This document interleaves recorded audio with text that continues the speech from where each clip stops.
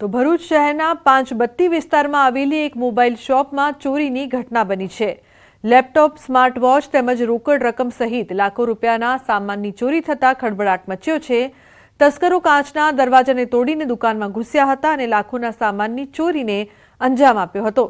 ચોરીની સમગ્ર ઘટના સીસીટીવીમાં કેદ થઈ। હાલ એ ડિવિઝન પોલીસે સીસીટીવીના આધારે તસ્કરોને પકડવાના ચક્રો ગતિમાન કર્યા છે।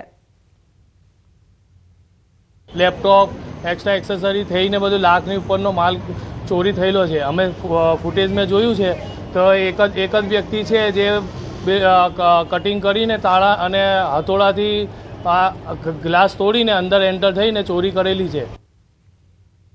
તો મહેસાણા ઊંઝાના મકતુપુરા હાઈવે પર ચોરીની ઘટના સીસીટીવીમાં કેદ થઈ।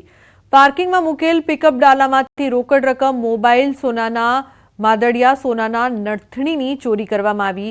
હાઈવે પર સમ્રાટ થ્રેસરના પાર્કિંગમાં મૂકેલ પિકઅપ ડાલામાંથી ચોરી થઈ છે। રાજસ્થાનથી મકતુપુર આવેલ ઓમારામ માળી સાથે બની હતી આ ઘટના।